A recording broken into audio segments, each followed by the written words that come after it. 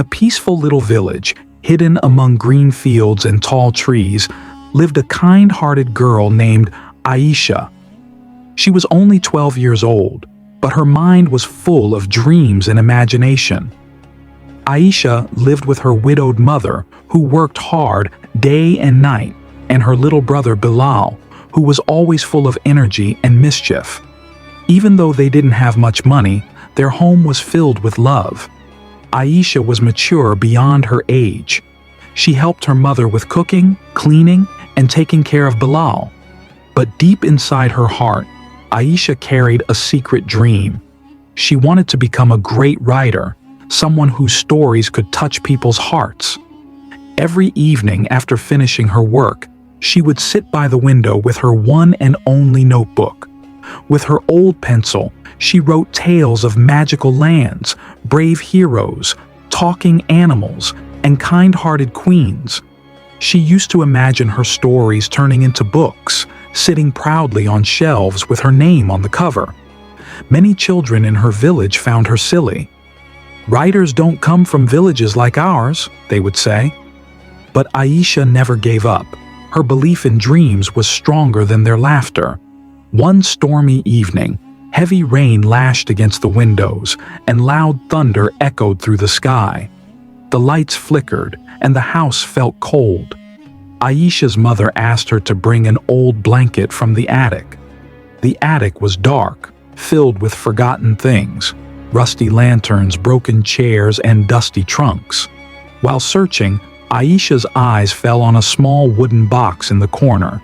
Curiosity led her to open it.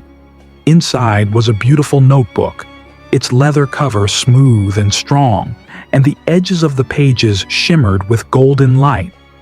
It looked magical. She opened it gently. On the very first page, written in neat golden letters, were the words, "Whatever you write in this notebook will come true." Aisha's eyes widened. She chuckled nervously. This must be a joke, she thought. But something about the notebook felt different, special. That night, when everyone had gone to sleep, Aisha quietly took out the notebook. She hesitated, then slowly wrote, "I have a big box of chocolates."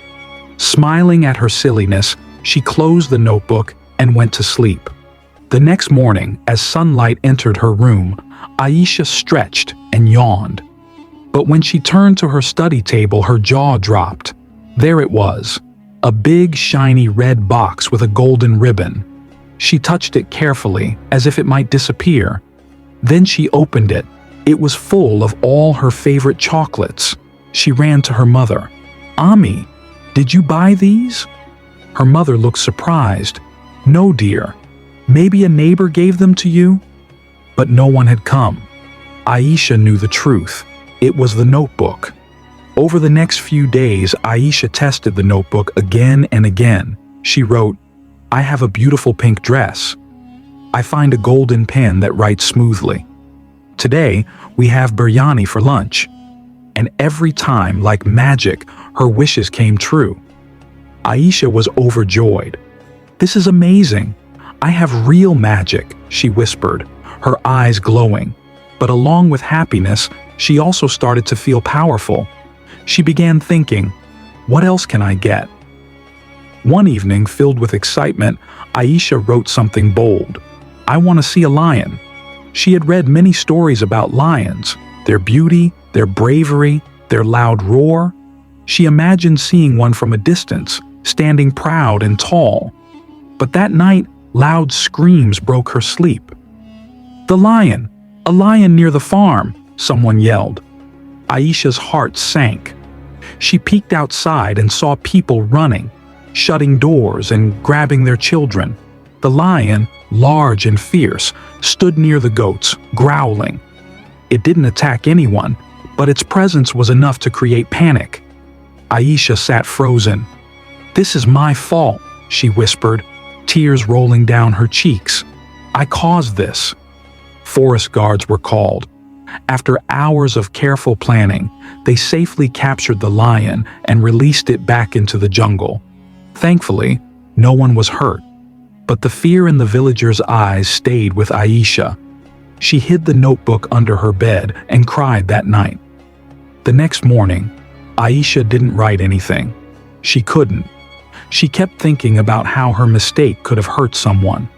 After many days, she picked up the notebook again, but this time with a different heart.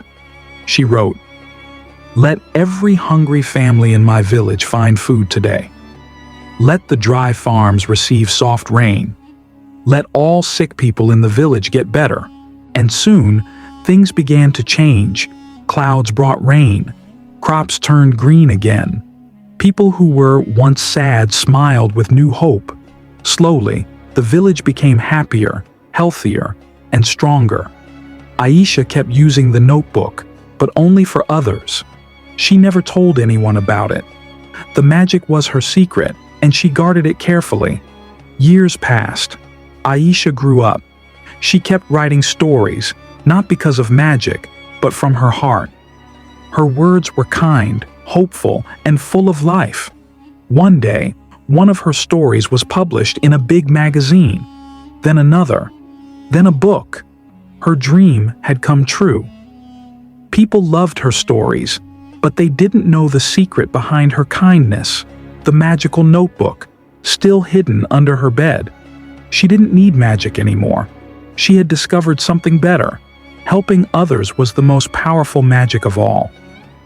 Moral of the story: when you're given power, use it with kindness and wisdom. The real magic in life is not what you get, but what you give.